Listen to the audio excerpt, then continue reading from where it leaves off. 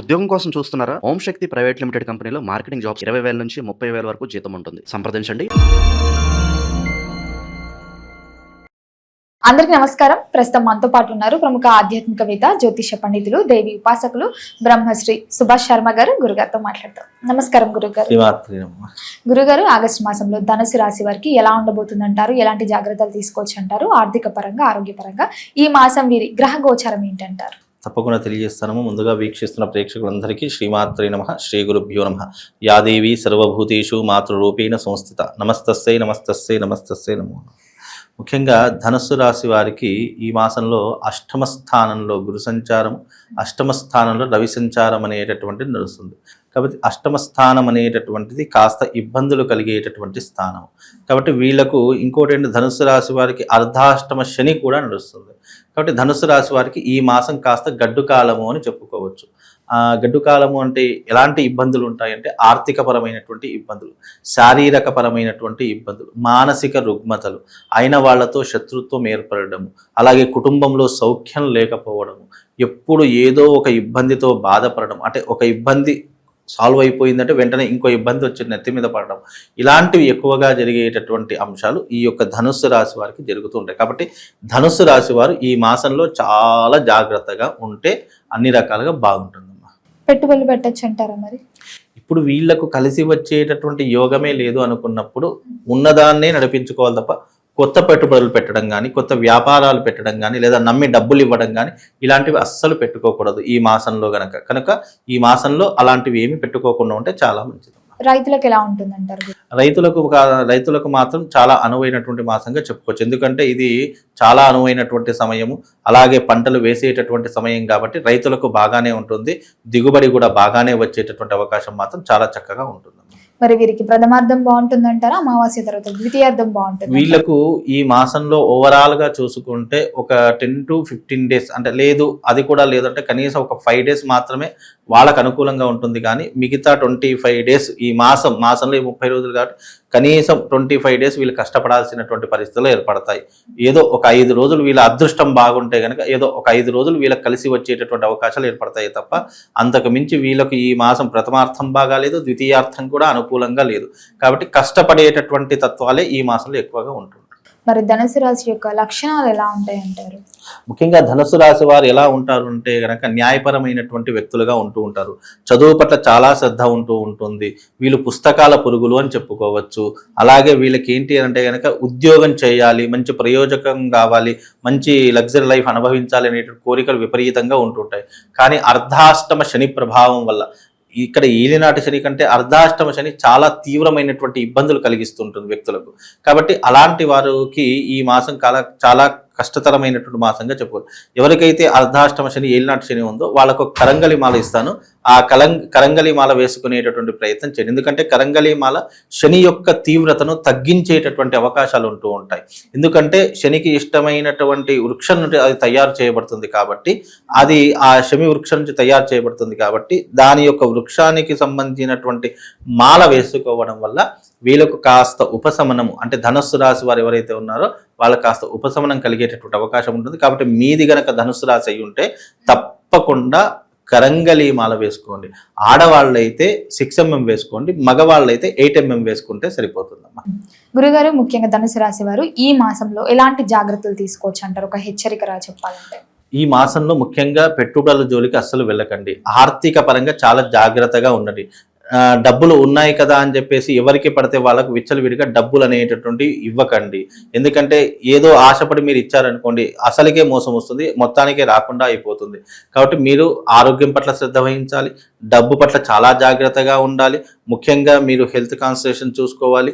అలాగే ఎవరికి పడితే వాళ్ళని అస్సలు నమ్మకుండా ఉండి మీ కాళ్ళ మీద మీరు మీ దగ్గర ఉన్నాయంటే దాచుకునే ప్రయత్నం చేయండి తప్ప మీరు ఎవరికి పడితే వాళ్ళని నమ్మి మోసపోయేటటువంటి ప్రయత్నం చేసుకోకండి. మరి విద్యార్థులకు ఎలా ఉంటుందంటారు? ముఖ్యంగా విద్యార్థులకు గనక చూసుకున్నట్టయితే ఈ మాసం కూడా కాస్త గడ్డు కాలమే అని చెప్పుకోవచ్చు. ప్రతి ఒక్క రంగంలో ఉన్నటువంటి వృత్తి, వ్యాపారం, విద్య, వైద్యము ఎవరైతే ఉన్నారో ఈ రంగాలన్నింటిలో కూడా వాళ్ళు చాలా సఫర్ అవుతారు. అంటే లేనిపోని టెన్షన్స్ వచ్చి పడడము, ఎదుటి వారి యొక్క ప్రెజర్ మన నెత్తి మీద వేసుకోవడము, అనవసరమైనటువంటి విషయాల్లో కలగజేసుకోవడము, అంటే వీళ్ళకి ఏంటి అని అంటే కనుక హ్యాపీగా ఉండేటటువంటి అవకాశాలు చాలా తక్కువగా ఉన్నాయి. ఎందుకంటే టెన్షన్స్, మానసిక ఒత్తిడి విపరీతంగా పెరిగిపోతుంది, అలాగే వర్క్ ప్రెషర్ పెరిగిపోతూ ఉంటుంది, ముఖ్యంగా ఆర్థిక పరమైనటువంటి ఇబ్బందులు పెరిగిపోతూ ఉంటాయి. ఇలా అనేక రకములైనటువంటి ఇబ్బందులు వీళ్ళ జాతకంలో ఏర్పడేటటువంటి అవకాశాలు ఈ మాసంలో ఏర్పడతాయి. కాబట్టి ఈ మాసం చాలా క్రూషియల్. కాబట్టి ఈ మాసంలో చాలా జాగ్రత్తగా ఉంటే గనక అన్ని రకాలుగా బాగుండేటటువంటి అవకాశాలు ఉంటాయి. మరి గురుగారు, ఎవరికైతే వివాహం జరగలేదో, వివాహ ప్రయత్నాలు ఎవరైతే చేస్తున్నారో వివాహ యోగం ఉందంటారా వారికి?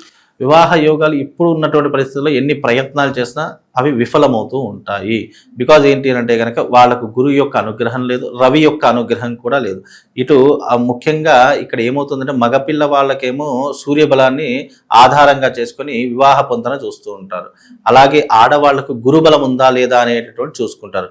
ఇక్కడ చూసుకుంటే కనుక అష్టమ స్థానంలో గురు సంచారం, అలాగే రవి యొక్క అనుగ్రహం కూడా వీళ్ళకి లేకపోవడం అనేటటువంటిది ఆధారంగా చేసుకుంటే అంటే ఈ మాసంలో అయితే వివాహ ప్రయత్నాలు అయితే చాలా కష్టకాలంగా గడిచేటట్టు. అంటే ఈ మాసంలో ప్రయత్నం చేస్తే కనీసం సెప్టెంబరు, అక్టోబర్ మాసంలోనైనా కుదిరేటటువంటి అవకాశం. ప్రయత్నాలు చేసుకోండి, దాంట్లో ఇబ్బంది ఏం లేదు, ప్రయత్నపూర్వకంగా చేసుకుంటే బాగుంటుంది. కాకపోతే ఆగస్టులో కుదిరేది సెప్టెంబర్, అక్టోబర్, నవంబర్ ఈ మాసంలో, అంటే ఇప్పటి నుంచి ప్రయత్నాలు చేస్తే అప్పటి వరకు ఏదో ఒకటి జరిగేటటువంటి అవకాశం ఏర్పడుతుంది. మరి సంతాన యోగం ఉందంటారా? సంతాన యోగం కూడా కాస్త కష్టతరము అని చెప్పుకోవచ్చు. అంటే ఈ మాసంలో కాకుండా మళ్ళీ ఇప్పుడు ఉన్నటువంటి కాలంలో కనుక గురు యొక్క అనుగ్రహం లేదు కాబట్టి ఈ మాసమే కాదు ఈ సంవత్సరం కూడా కొంచెం కష్టతరమే అని చెప్పుకోవచ్చు. ఎందుకంటే గురువు యొక్క స్థానం సంతాన కారకుడు కూడా జాతకంలో గురువు అవుతాడు. కాబట్టి అష్టమ స్థానంలో గురువు ఉన్నాడు కాబట్టి అంటే ఏమవుతుందంటే ఒకవేళ వచ్చినా గర్భం నిలవకపోవడం కావచ్చు, మిస్క్యారీ అయ్యేటటువంటి అవకాశాలు ఎక్కువ శాతంలో ఉంటూ ఉంటాయి. కాబట్టి కాస్త జాగ్రత్తగా వ్యవహరించుకుంటే కనుక చెప్పలేం.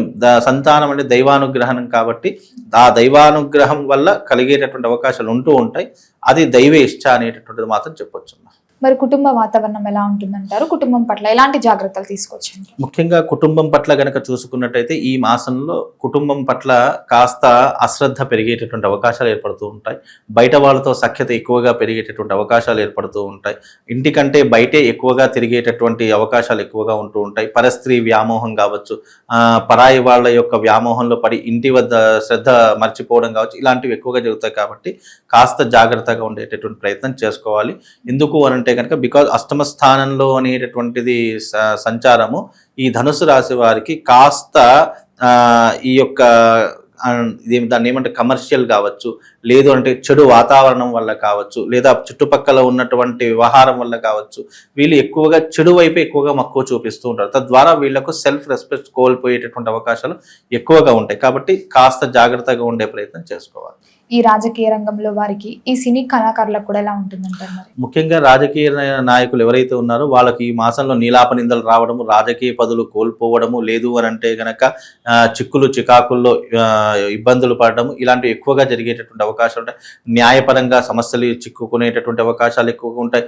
పోలీస్ స్టేషన్ల చుట్టూ అధికంగా తిరిగేటటువంటి పరిస్థితులు వీళ్ళ జాతకంలో ఏర్పడుతూ ఉంటాయి. మరి గురుగారు, ఈ మాసం అంతా గట్టెక్కాలంటే వీరు ఏ దైవనామస్మరణ చేస్తే బాగుంటుందంటారు? ముఖ్యంగా ధనస్సు రాశి వారు ఏదైనా దైవనామస్మరణ చేసుకోవాలి అని అనుకుంటే కనుక విష్ణుమూర్తి యొక్క ఆరాధన కానీ, లేదు అనంటే శివారాధన కానీ, ఈ రెండిట్లో మీకు ఏది తోచితే అది ఆరాధన చేసుకునే ప్రయత్నం చేసుకోండి. ముఖ్యంగా శివుడికి సంబంధించినటువంటి సహస్రనామ స్తోత్రం కావచ్చు, లేదు రుద్రాభిషేకం కావచ్చు, లేదా లింగాష్టక స్తోత్రం కావచ్చు, ఇవి చదువుకునేటటువంటి ప్రయత్నం చేయండి. అలాగే ఎవరైతే ఈ యొక్క ధనుసు రాశి వారు ఉన్నారో వీలైనంత వరకు జాగ్రత్తగా ఉండే ప్రయత్నం చేసుకొని దైవనామస్మరణలో ఎక్కువగా ఉండేటువంటి ప్రయత్నం చేయండి.